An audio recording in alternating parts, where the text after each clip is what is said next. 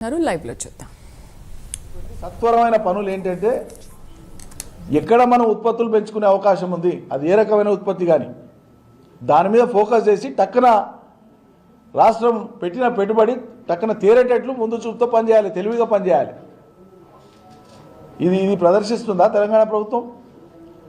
ప్రదర్శించకపోతే మరి ఎందుకో బీజేపీ వాళ్ళు ప్రశ్నిస్తలేరు. మిమ్మల్ని కొత్తగా నిధులు తెచ్చి ఢిల్లీకి వెళ్ళి నిధులు తెమ్మని అడుగుతలేం బీజేపీ వాళ్ళను. ఈ విషయంలో నోటికాడికి వచ్చిన ప్రాజెక్టు అమలు కావడానికి మీరు ఎందుకు చర్యలు తీసుకుంటలేరు? సూటిగా నా ప్రశ్న. ఇది రైతుల సమస్య కాదా? ఆదిలాబాద్ బోతు రైతుల సమస్య కాదా?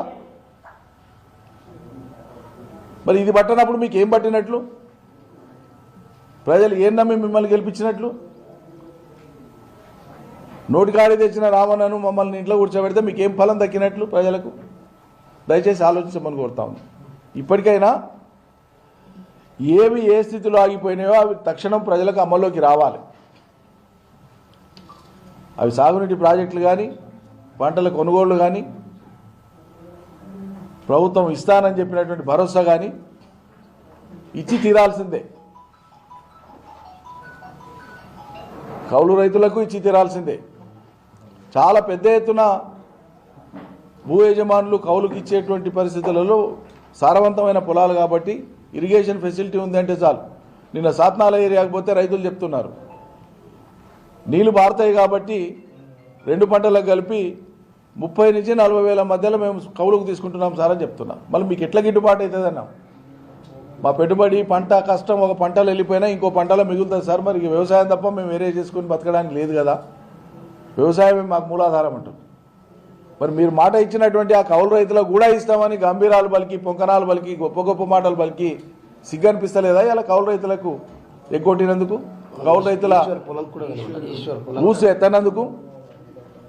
కౌలు రైతుల ఊసే ఎత్తలేరు కన్వీనియంట్గా. మేమనే మాట కాదు, మేము డిమాండ్ చేయలేదు. కాంగ్రెస్ పార్టీ డిక్లరేషన్లో పెట్టింది, వరంగల్ డిక్లరేషన్లో పెట్టింది, ఇస్తామని పొంకనాలు కొట్టింది. ఇలా ఎందుకు ఊసెత్తలేదు? మరి కూలీలకు 12,000 అన్నారు, వ్యవసాయ కూలీలకు.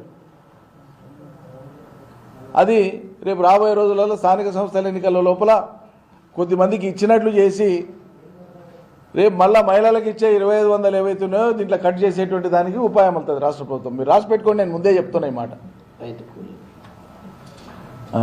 రైతు కూలీలకు మహిళలకు ఇస్తామంట. అదే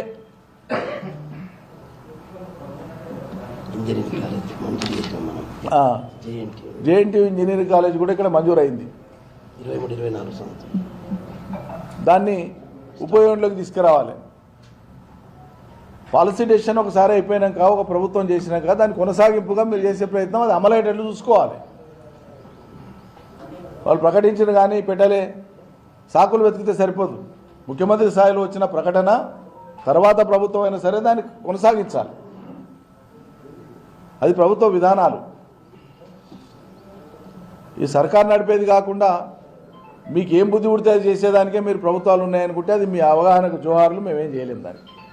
థ్యాంక్ యూ.